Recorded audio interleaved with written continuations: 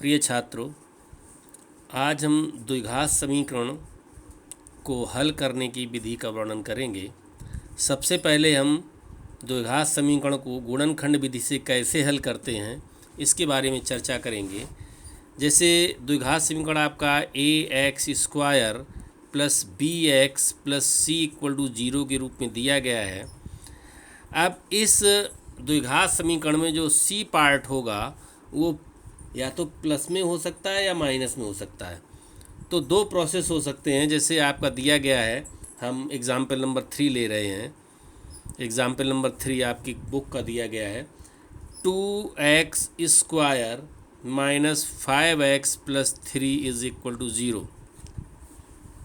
चूँकि इसमें 3 जो है वो पॉजिटिव है, प्लस में दिया गया है, तो सबसे पहले क्या करेंगे हम गुणनखंड विधि में जब इसको हल करेंगे गुणनखंड विधि से, तो 2 और 3 का मल्टीप्लाई कर लेंगे। 2 इंटू 3 इज इक्वल टू 6। अब 6 के ऐसे फैक्टर करेंगे जिनका कि योग 5 के बराबर हो, यानी a और c का आपस में गुणा करके उनके ऐसे गुणनखंड करना जिसका योग b के बराबर हो। तो हमने इसके मल्टीप्लाई किए तो 3 into 2 3 plus 2 is equal to 5। So this is equal to, हम इसको कैसे लिखेंगे, 2x² माइनस 5 को लिखेंगे हम ब्रैक करके 2 plus 3 into x plus 3 equal to 0। 2x² x का इसके अंदर मल्टीपल करेंगे 3x minus 2x plus 3 equal to 0। अभी 3 टर्म्स दिए गए थे, 3 टर्म्स थे इसमें। अब यहाँ के 4 हो गए, आपके ब्रैक हो गया 5x। तो इसको क्या किया मैंने, पेयर बना लिए दो, 1 एंड सेकेंड। इसमें हमने क्या कॉमन लिया, ओनली x। तो x कॉमन है तो यहाँ आएगा आपका x 2x माइनस 3। यहाँ पर हम कॉमन लेंगे -1। 2x minus 3 is equal to 0। अब देखिए, सबसे पहले यदि आपका प्रश्न सही है तो जो कॉमन ले रहे हैं, कॉमन लेने के बाद जो कोष्ठक में आएगा, जो पहले कोष्ठक में आएगा वही दूसरे कोष्ठक में भी आएगा। यदि ऐसा हो रहा है तो इसके माने हम सही दिशा में जा रहे हैं। अब हम क्या करेंगे कि आप जो दोनों में कॉमन है वो है 2x माइनस 3, इसको कॉमन ले लेंगे और आपके पास बचेगा यहाँ से x minus 1 is equal to 0। तो ये हमारा इसका फैक्टर हो गया, यानी गुणनखंड विधि द्वारा समीकरण को हल करना, ये मेथड है। अब हम इससे चाहें तो इसके दो मान निकाल सकते हैं कि x के कौन कौन से मान होंगे, रूट्स कौन कौन से होंगे, मूल कौन कौन से होंगे। तो हम कह सकते हैं कि जब ये दो पद दिए गए हैं, 2x minus 3 into x minus 1, दो पद दिए गए हैं, इनका गुणनफल 0 है, तो इनमें से कोई ना कोई टर्म्स जरूर 0 होगा। अब हमें मालूम नहीं है कि कौन सा 0, ये 0 है कि ये 0 है, तो हम ये मान लेते हैं कि, इसलिए हम लिखते हैं f 2x minus 3 equal to 0। हमने माना कि ये 0 है तभी तो 0 होगा ये। तो अगर हमने ये मान लिया कि 2x माइनस 3 इक्वल टू 0 है, तो यहाँ से 2x इज इक्वल टू 3, इसलिए x इज इक्वल टू 3/2, ये एक पहली वैल्यू हो जाएगी। दूसरा, अगर ये मान लीजिए 0 नहीं था तो x माइनस 1 0 होगा, x माइनस 1 इक्वल टू 0, इसका मान 0 होगा तो इसका मल्टीपल करके ये 0 आ जाएगा, 0 आना है तो यहाँ से आ जाएगा x इक्वल टू 1। तो ये दो वैल्यू x की निकल आई। हमने बताया था कि द्विघात समीकरण यदि दिया गया है तो द्विघात समीकरण में जो हल किया जाएगा, द्विघात जितनी घातें होंगी समीकरण की उसके उतने ही मूल रूट्स या x की वैल्यू निकलेगी। 3 घात का समीकरण दिया गया है तो उसमें x के 3 मान निकलेंगे। 4 घात का समीकरण दिया गया है तो x के 4 मान निकलेंगे। इस प्रकार से हम गुणनखंड मेथड से समीकरण को हल करते हैं। इसके बाद एक दूसरा क्वेश्चन दिया गया है, इसका एग्जाम्पल 4 में दिया गया है 6x² minus x minus 2 is equal to 0। देखो यहाँ पर जो c की वैल्यू है वो माइनस में दी गई है, तो सबसे पहले तो हम 6 और 2 यानी a और c का मल्टीपल करेंगे। 6 × 2 इज इक्वल टू हो जाएगा 12। अब 12 के ऐसे फैक्टर करें जिनका अंतर डिफरेंस किसके बराबर हो, -1, यानी 1 के बराबर हो। माइनस से तो बाद में देखेंगे, 1 के बराबर हो, क्योंकि x का कॉफिशिएंट जो दिया गया है, v की वैल्यू दी गई है वो 1 है। इसलिए 12 के फैक्टर ऐसे करेंगे जिनका डिफरेंस 1 के बराबर हो। तो 12 के चलो करते हैं फैक्टर, तो 12 के फैक्टर हो जाएंगे 4 × 3, और 4 - 3 = 1 होता है। इसके माने हमने इसको फैक्टराइज किया, तो ये लिखेंगे हम 6x², माइनस का चिन्ह लगा देंगे। ऐसा नहीं कि माइनस नहीं लगाएंगे, पहले माइनस लगाएंगे। अब देखो ये बचा केवल x, 1 है इसका कॉफिशिएंट, तो 1 कॉफिशिएंट के लिए हमने इसे लिख दिया 4 - 3, और यहाँ पर लिख दिया हमने x, फिर -2 = 0। इसके बाद क्या करेंगे, 6x² माइनस x का मल्टीप्लाई करेंगे इसमें, तो हो जाएगा -4x। ये देखो माइनस यहाँ है, यहाँ भी माइनस, माइनस का जब माइनस से मल्टीपल होगा तो क्या हो जाएगा, प्लस। तो ये हो जाएगा +3x -2 = 0। ये पेयर बन गए, एक पेयर ये बना, एक पेयर ये बना। अब पेयर बनने के बाद इसमें क्या कॉमन है, देखिए यहाँ है 6x², यहाँ -4x, तो 6 और 4 कॉमन। अगर बड़ी संख्या होती तो कॉमन लेने के लिए हम एलसीएम वो निकालते हैं, इसका HCF निकालते हैं। जो HCF होगा दोनों का वही कॉमन, जैसे 6 और 4 दिए गए, 6 4 का HCF अगर निकालें तो आएगा आपका 2, यानी कि 2 कॉमन है। x² x का अगर हम HCF निकालें तो आ जाएगा x, तो x कॉमन है। यानी कॉमन लेने के लिए, यदि ये तो छोटी संख्या है क्योंकि आपको पता है, अगर ये बहुत बड़ी संख्याएं होती तो हम इन संख्याओं के आपस में HCF निकालते हैं, यानी महत्तम समावर्तन निकालते हैं, और फिर हम उसके आधार पर कॉमन देख लेते हैं। तो इसमें 2x कॉमन है, तो यहाँ पे आ जाएगा 2 से इसमें मल्टीप्लाई डिवाइड करेंगे तो 3 आ जाएगा, 3x - 2। अब देखो जो यहाँ आया कोष्टक में वही यहाँ आना चाहिए, और चूँकि यहाँ +1 कॉमन ले लें तो यही आ जाएगा, 3x - 2 = 0। अब यहाँ पर दोनों में 3x - 2 कॉमन है, आपका बचेगा 2x + 1 = 0। ये आपके फैक्टराइज हो गए, x की वैल्यू निकाली जा सकती है। इसके बाद है आपका एक्सरसाइज में, इसी में एग्जाम्पल नंबर 5। एग्जाम्पल नंबर जो 5 दिया गया है उसमें इक्वेशन जो दी गई है इसकी, वो दी गई है 3x² - 2√6x + 2 = 0। हमने इस प्रश्न को इसलिए लिया है, क्या रूट में दिया गया है। हम सबसे पहले क्या करेंगे, 3 × 2 का मल्टीपल करेंगे, 3 × 2 = 6 हो गया। अब देखें ये हम यहाँ पर कि 6 तो आ गया, लेकिन 6 के ऐसे फैक्टर करने हैं कि उनका योग 2√6 हो। तो 2√6 के लिए क्या करेंगे हम, इसके फैक्टर कैसे करें, 2√6 आ जाए, 3 × 2 = 6 ये हो गया। 2√6 लाने के लिए हम टोटल होना चाहिए, तो √6 × √6 कर दें। यदि हम 6 को हमने इसमें पार्ट किए दो इसके, √6 प्लस √6, तो √6 × √6 की वैल्यू 6 होगी। और लेकिन यदि √6 प्लस √6 कर दें तो ये हो जाएगा 2√6। तो मेरा काम चल गया इससे। तो हम क्या करेंगे, 3x² यहाँ लिखेंगे माइनस, अब यहाँ पर हम 2√6 की जगह पर हम लिखेंगे √6 प्लस √6 × x + 2 = 0।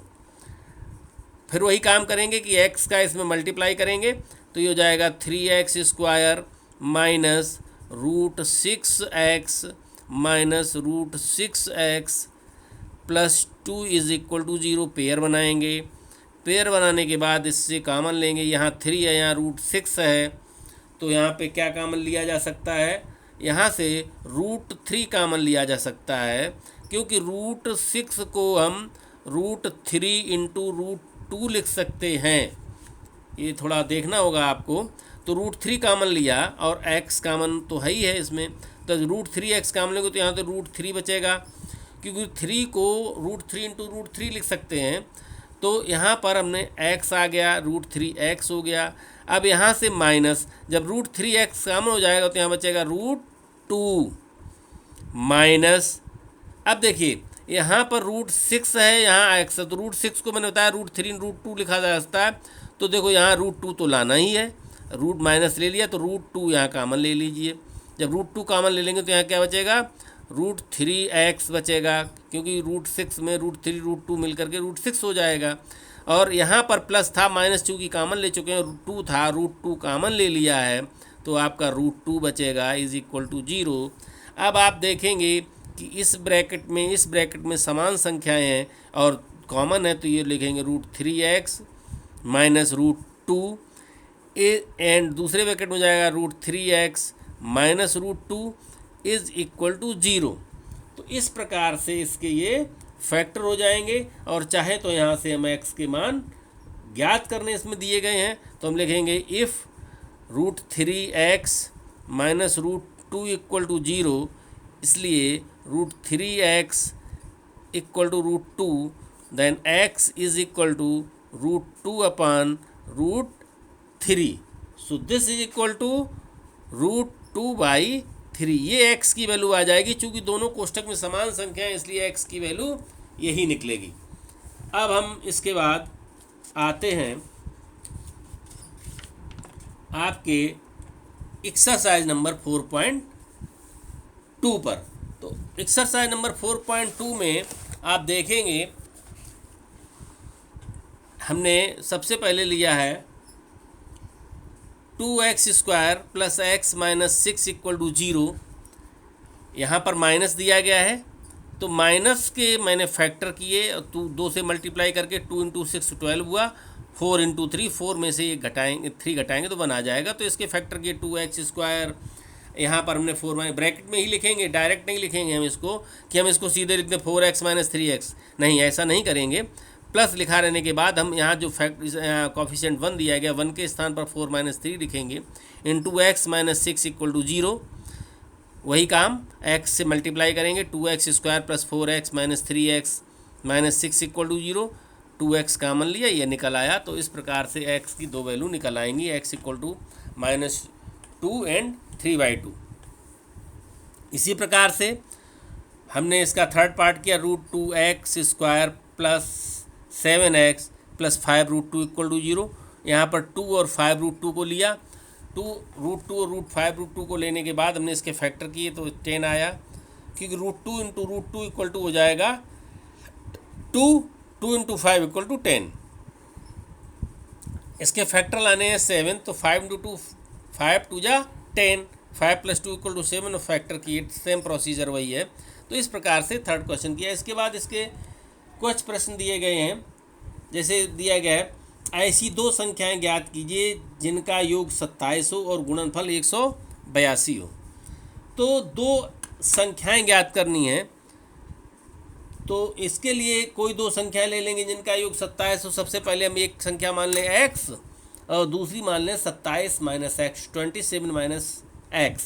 पहली संख्या क्या मान लें, माना ये क्वेश्चन नंबर 3 है, एक्सरसाइज 4.2। माना पहली संख्या बराबर x, चूँकि दोनों संख्याओं का योग 27 इसलिए दूसरी संख्या इज इक्वल टू हो जाएगा 27 माइनस x। इसका मल्टीपल दिया गया है, प्रश्नानुसार क्या करेंगे x और 27 minus x is equal to गुणनफल 182 है और इसका फैक्टर करेंगे मल्टीप्लाई करके। तो इस प्रकार से इसको हम सॉल्व करेंगे। क्वेश्चन नंबर 4 जो दिया गया है, 2 क्रमागत धनात्मक पूर्णांक ज्ञात कीजिए। क्रमागत धनात्मक पूर्णांक क्या होते हैं, सबसे पहले तो ये देखना होगा कोई क्रमागत धन पूर्णांक जैसे 2 3 4 5 15 16 ये क्रमागत धन पूर्णांक है। 20 21 25 26 कहीं से भी कोई 2 अंक ले लें जो क्रमानुसार हों, कंसेक्यूटिव हों, क्रमागत हों। तो उस क्रमागत पूर्णांकों को मैंने एक x ले लिया, दूसरा x + 1 ले लिया। फिर इन्होंने ये कहा है कि उनके वर्गों का योग 365 है। कोई बात नहीं, हमने पहली संख्या का वर्ग किया नहीं, x का स्क्वायर कर दिया और दूसरा जो पूर्णांक लिया था एक्स प्लस 1 उसका स्क्वायर कर दिया, और उसका स्क्वायर करने के बाद इसकी जो वैल्यू आएगी 365 आ जाएगी। और इसको हमने सॉल्व कर दिया, एक्स का होल स्क्वायर किया प्लस एक्स प्लस 1 का whole square, A plus B का होल स्क्वायर होता है A square plus 2ab plus B square, इसको ब्रेक किया और सॉल्व कर दिया गुणनखंड मेथड से। तो इसके जो फैक्टर आएंगे, एक्स की वैल्यू आपकी आई जा करके -14 और x इक्वल टू 13। चूँकि ये कहा गया कि धन पूर्णांक, तो -14 धन पूर्णांक होगा नहीं, 13 धन पूर्णांक होगा, तो पहली संख्या 13 हो जाएगी और दूसरी क्रमागत संख्या आ जाएगी आपकी 14। तो क्रमागत संख्याएँ 13 और 14 होंगी। अगर चाहें तो इस प्रश्न का हम जांच कर सकते हैं उत्तर की। 13 का वर्ग करें, 13 का वर्ग हो जाएगा 169 और 14 का वर्ग कितना होगा, 4 चौको 16 की 6, 196 होता है। और अगर इन दोनों को जोड़ दें हम, 13 का स्क्वायर प्लस 14 का स्क्वायर, यही कहा गया ना, दोनों के वर्गों का योग कितना दिया गया है, 365। देखो 9 6 15 की 5, यहाँ से लगी 1, 9 6 15 16 की 6, यहाँ से लगी 1 1 2 1 3, 365 आ गया। यानी कि उत्तर की जांच भी हम कर सकते हैं। अगला दिया गया है, समकोण त्रिभुज की ऊंचाई उसके आधार से 7 सेंटीमीटर कम है, यदि कर्ण 13 सेंटीमीटर का हो तो अन्य दो भुजाएं ज्ञात कीजिए। मैंने पहले भी बताया था, पुनः देख लीजिए कि आधार यदि x है तो ऊंचाई हो जाएगी उसकी x - 7। कर्ण 13 सेंटीमीटर दिया गया है, कर्ण को 13 लिख दिया। इसके बाद में ये पाइथागोरस प्रमेय के आधार पर, ये किसके आधार पर है, पाइथागोरस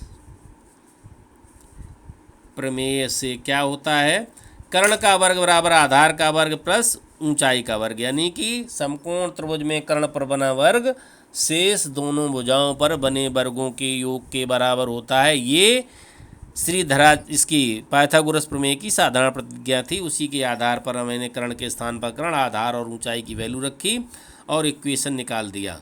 और इस इक्वेशन को आप सॉल्व करेंगे, 60 के ऐसे फैक्टर करेंगे जिनका की डिफरेंस 7 आए।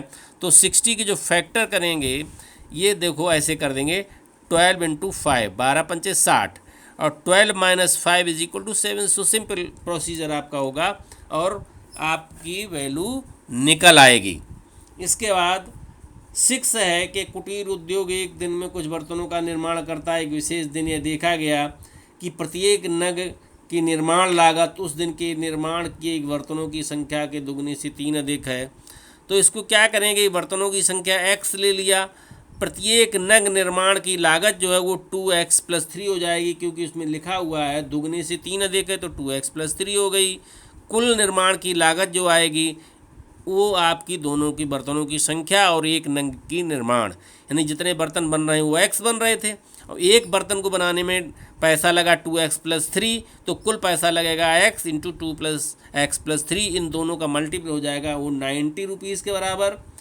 और एक इक्वेशन बन जाएगा, क्वाड्रेटिक इक्वेशन, द्विघात समीकरण बनेगा, 2x² + 3x - 90 = 0। 90 के फैक्टर करेंगे, 90 × 2 180 आ जाएगा। 180 के फैक्टर होंगे 15 × 12, 15 में से 12 घटाएंगे तो आ जाएगा 3x। और इस प्रकार से इसकी वैल्यू निकाल लेंगे। तो एक्सरसाइज नंबर 4.2 करेंगे, इसके बाद आगे देखें।